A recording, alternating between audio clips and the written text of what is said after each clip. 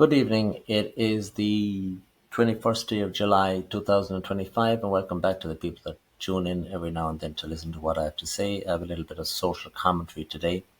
I want to draw a parallel between the invasion that happened to Ireland in the year 1169 and the invasion that is undergoing in Ireland even as we speak, which, in my opinion, is a lot worse than the initial invasion. Indeed, it took a long time to regain ourselves after the initial invasion. Recently, I dropped into the library and I picked up a fantastic little book here. As you can see, it is called Ireland, written by a French fellow called Gustave de Beaumont. And he wrote this book in the year 1837, believe it or not. This fellow, anyway, Beaumont, he's a good friend of a more famous fellow called Alexis de Tocqueville, who wrote a very famous book called Democracy in the United States, where he went and he toured the United States in the 1800s, and he wrote a very good social history. And it's a work that's praised high and low. This other French fellow, his friend Beaumont, he's not so very well known. I had never heard of him. But anyway, he wrote a very similar book. He went to Ireland and he did a history of the social situation. And now I'm going to be reading this book. He lays out a bit of background to the story, telling about the situation that led to the initial invasion of Ireland in the year 1169. It begins with the fact that there was an English man who became Pope, and his name is Adrian the Fourth. He will issue what's known as a papal bull, which is a papal edict or command or whatever. It's called papal bull, and the year is 1156. And what it says is that Ireland should be under the jurisdiction and the control of King Henry II of England. Well, that was all well and good, because it didn't really mean much, because King Henry II is over in England and the Irish are chilling out themselves over in Ireland, and it was okay.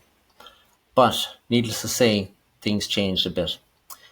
In coming up to the years 1169, we had a king of Leinster. His name was Dermot. We know him as Dermot MacMurrough.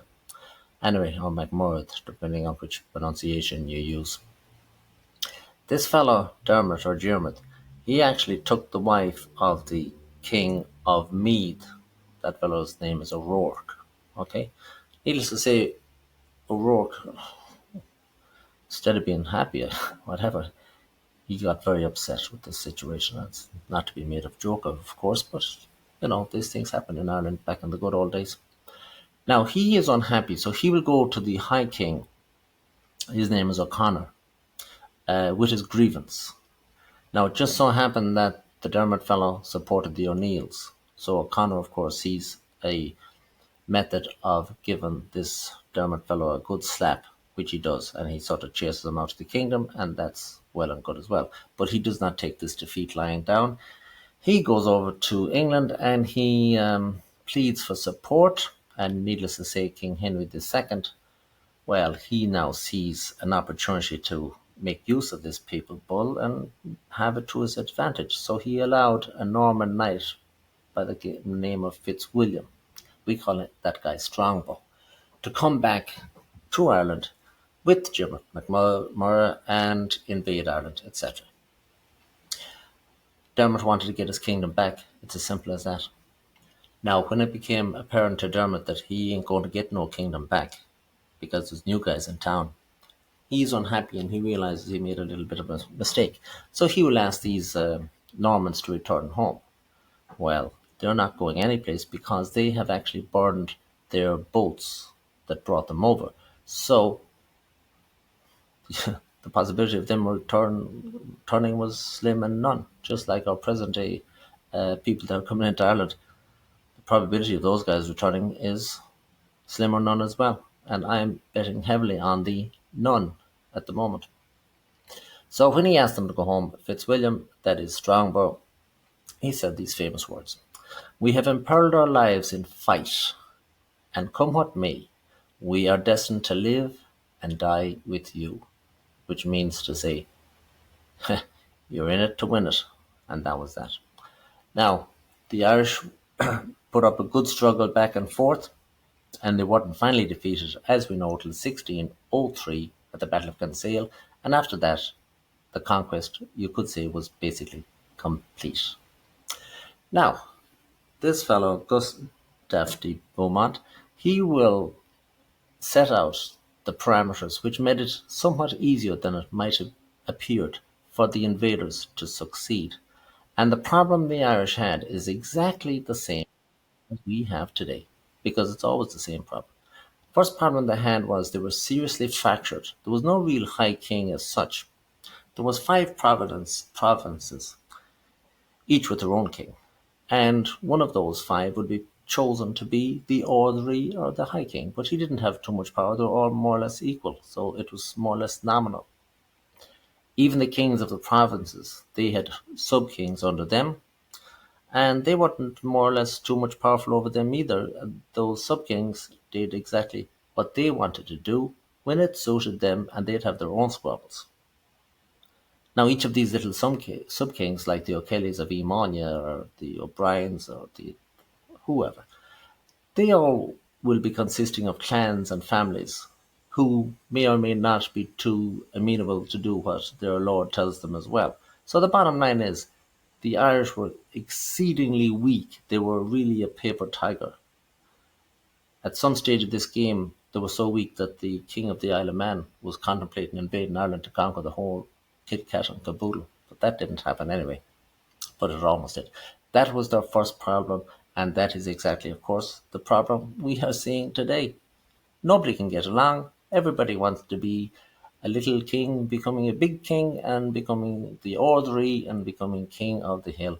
And we are going to get no place for as long as that situation remains. It's as simple as that. Now, there's also an element with Irish psyche of begrudgery and too good for him and serves him right, etc. It just so happened that these fellows under Strongbow landed in Dublin, which, as we know, was part of the early Danish or Norse settlements. Now, the Norse were defeated in 1014. That's 160 years before that. In the intervening years, they would have married into the Irish and more or less became somewhat Irish. But be that as it may, the Gaelic Irish still held a little bit of a grudge against them. So they were somewhat happy enough to see these guys getting a little bit of a hammering, even though they could also see that the greater danger was the Normans coming in.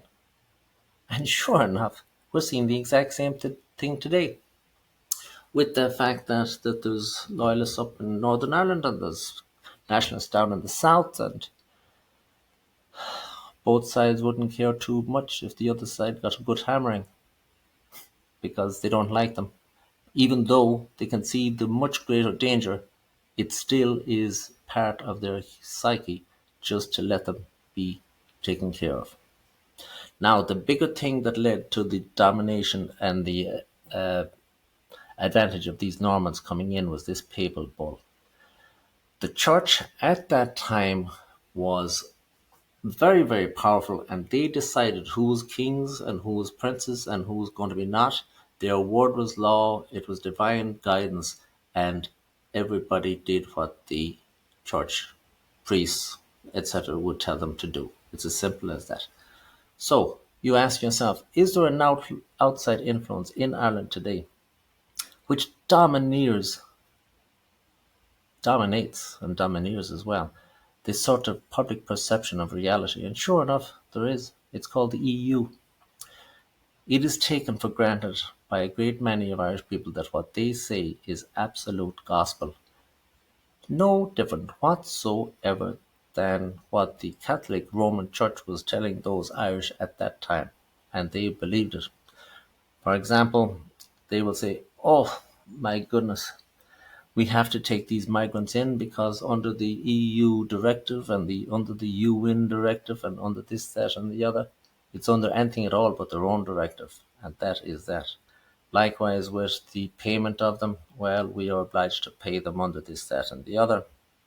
You will also see coming up now shortly, there is a proposal to raise 800 billion euros from the EU That translates to about 8 to 9 billion euros per capita if it was prorated for the Irish people. But unfortunately for the poor Irish people, it's not going to be prorated because Ireland likes to consider themselves the richest country in the world. So you don't expect the Irish to be paying the same amount as a very poor country with, say, Romania or whatever. So the bill for the Irish will be somewhat like $30 billion. On top of that, there's another $20 billion coming down the pike for global warming. So Ireland is going to get completely smothered. But it is that dominating force that they cannot seem to just throw off. It's like the church. They are viewing the EU as if they're in somewhat of a cult. Now, that is the situation in Ireland indeed.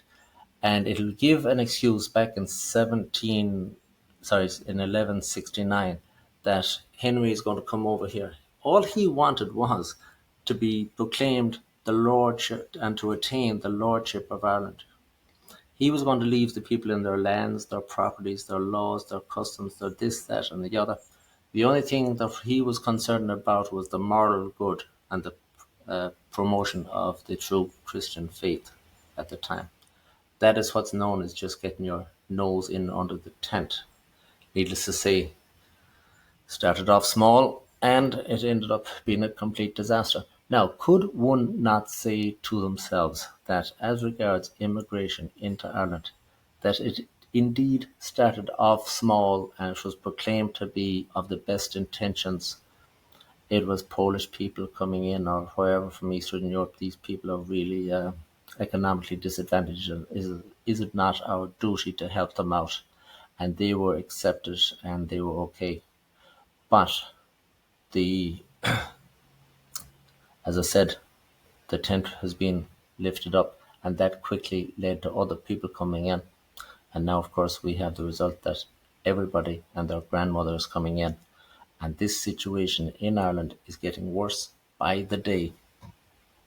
The people are getting more awakened, but I believe a lot of them were already awakened, but they didn't have the courage of their convictions to stand out and say, I am now going out onto the street.